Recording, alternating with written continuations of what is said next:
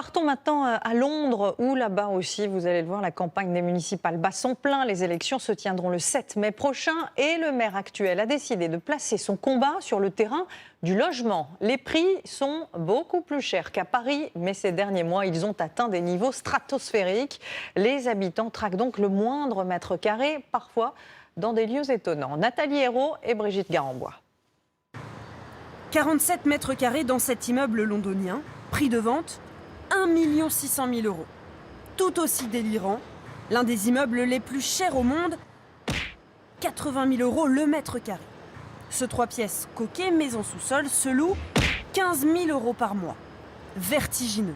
Mais à Londres, ces chiffres n'étonnent plus personne. Dans cette jungle immobilière, l'un des sports favoris de milliers de Londoniens, la course au mètre carré le moins cher. Alors, quand on lui a proposé de louer une chambre dans un ancien hôpital, ce jeune artiste n'a pas hésité.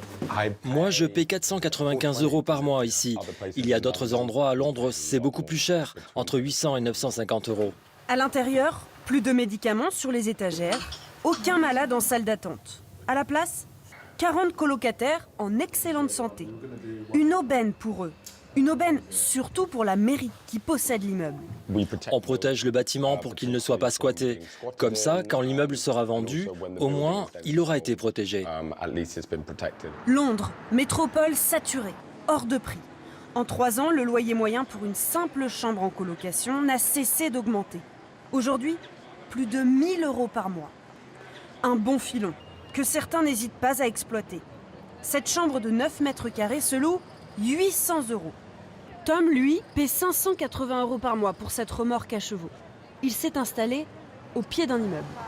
Eux ont réaménagé leur camion et ont élu domicile en pleine verdure, un parc londonien. Et il y a aussi une autre solution, vivre dans ces anciennes toilettes publiques. Il y a une adresse, nous sommes au numéro 9, une boîte aux lettres juste ici et même une sonnette à l'entrée. En bas des escaliers, un appartement tout confort. Sa locataire ne nous dira pas le montant de son loyer, mais elle nous l'assure, le prix est imbattable pour le quartier. Je viens juste de rentrer du travail, j'habite en haut.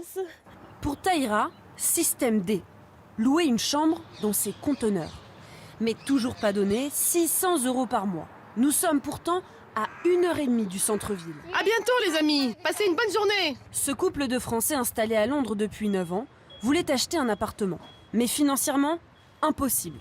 Ils ont donc choisi de larguer les amarres. Si on veut investir dans un logement concret, il faut au moins investir un demi-million. Même la plupart des gens qu'on connaît ou avec qui on travaille, qu'ils soient plus âgés ou moins, ils vivent encore en colocation, quoi. Là, par exemple, on est seulement à 30 secondes de la station de métro en plein centre de Londres et on paye 280 € par mois. Résultat, en 10 ans, 2 fois plus de péniches. Pas étonnant que ces canaux soient aujourd'hui aussi embouteillés que les rues de Londres. Allez, une image qui va sans doute vous faire sourire à présent, en direction Landerneau, dans le Finistère, où 3500 petits hommes bleus ont battu le record mondial de rassemblement de Schtroumpfs. Le précédent record était détenu par les Allemands. Attention, ce genre de compétition est pris très au sérieux. C'est un huissier de justice qui a compté les participants par groupe de 50, une prouesse qui sera envoyée évidemment au Guinness des records. On va maintenant